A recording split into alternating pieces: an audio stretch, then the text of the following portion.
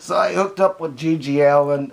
He was pretty easy to get a hold of. I think he was running his phone number in the back of like Maximum Rock and Roll Flipside for years, you know, in the classifieds. And so I call him up and I'm like, hey man, you want to do a show in Detroit? We'll hook you up. And he's like, yeah, I'd love to. And he's like, I've never done a show in Detroit. And I said, well, okay. And I said, well, I know people from other cities that would be interested in booking me too. So we ended up setting up like altogether 4 or 5 shows. And he didn't want to do them all at the same time because he said it takes me at least a day to, you know, heal myself, you know, from all this. But we played in Toledo and in Detroit, Toledo, Muskegon, and what was the other place? I don't remember. But yeah, the first time that I saw him, he beat up the band, and the band was Premature Babies, if I'm not mistaken. And he said, "Get the fuck off the stage!" And he took a shit and then he started lapping it up and spitting it on the audience, and everyone just took off running. It was this like, you know, Godzilla attacking Japan and everyone running, you know, like totally freaked out. And the next day, pretty much the same thing. First day was in Muskegon, the second day was in Detroit. And he's backstage and he's still wearing the same jock strap from the night before that's like covered with shit. And this girl comes up to me and says, I want to meet G.G. Allen. I want him to be my husband. And I'm like, you don't want to meet him, lady. And this girl didn't look bad at all. She didn't look punk rock or anything. She looked like maybe she's a secretary during the day or something. And so she's like, no, I want to meet him. And next thing I know, I see she's backstage. She somehow got back there. And she's topless, and Gigi's sitting there, and she's at Gigi's feet. And he's like, hey, Bob, come here. Grab this titty, man. And I'm like, wow. And then the next day, she's saying, man, I want you guys to move to Ann Arbor with me. And so Gigi said, fuck, sure. And so like him and the new band, The Disappointment, stayed out in Ann Arbor. And they had like a 3-day long party, a bench party. And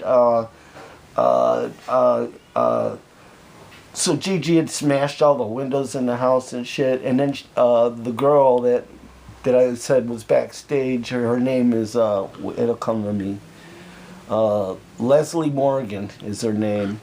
And Leslie Morgan. And she came out during this party and she says, Gigi, I want you and your boys to chain me up to the bed and fucking, you know, rape me, man.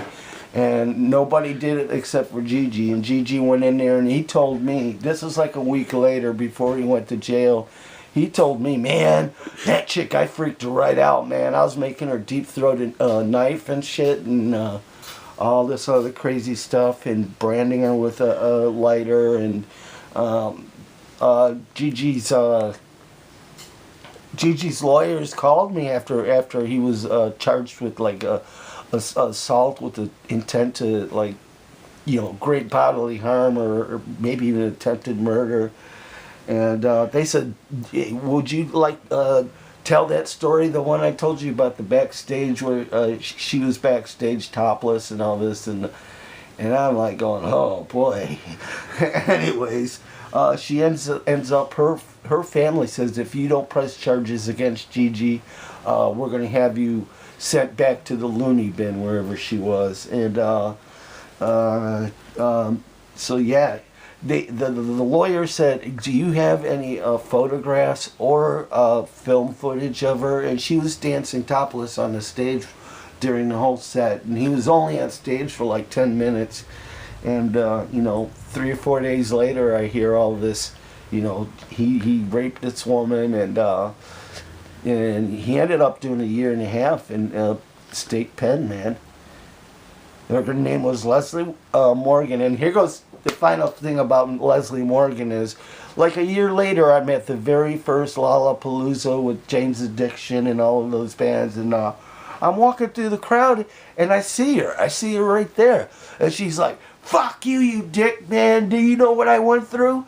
And she spits on me. And I'm like, man, I could have helped out Gigi's story, but I didn't give Gigi any of the photos or the videos, or was going to testify on his behalf, because I thought what he did was completely wrong, you know. And it's like I wasn't going to help him out, you know. But that's the story. Cut.